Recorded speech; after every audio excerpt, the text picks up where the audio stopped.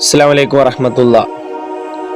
എന്തു ചെയ്തിട്ടും നമ്മുടെ ജീവിതത്തിലെ പ്രയാസങ്ങൾ മാറുന്നില്ല, നമുക്ക് കിട്ടുന്ന ശമ്പളത്തിൽ ബർക്കത്തില്ലാതെ പോവുകയാണെങ്കിൽ, നമുക്ക് അത്യാവശ്യം കുഴപ്പമില്ലാത്ത രീതിയിൽ നമുക്ക് ശമ്പളം കിട്ടുന്നവരായിരിക്കാം, പക്ഷേ നമ്മുടെ ശമ്പളത്തിൽ നമ്മുടെ ആവശ്യങ്ങൾ അത് നിറവേറ്റാൻ സാധിക്കുന്നില്ല എങ്കിൽ നമ്മുടെ ശമ്പളത്തിൽ ബർക്കത്തില്ല.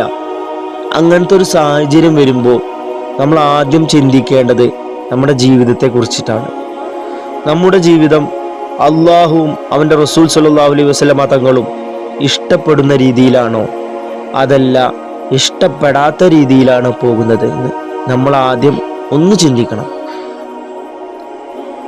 ഇഷ്ടപ്പെടാത്ത രീതിയിലാണ് നമ്മുടെ ജീവിതം പോകുന്നതെങ്കിൽ പിന്നെ നമ്മൾ എന്ത് ചെയ്തിട്ടും നമുക്കതിലൊരു ബർക്കത്ത് ഉണ്ടാവില്ല. നമ്മൾ അള്ളാഹുവിനോട് ദുആ ചെയ്യുന്ന സമയത്ത് നമ്മൾ അള്ളാഹുവിനോട് ചോദിക്കേണ്ട കാര്യം എന്താണെന്നറിയോ?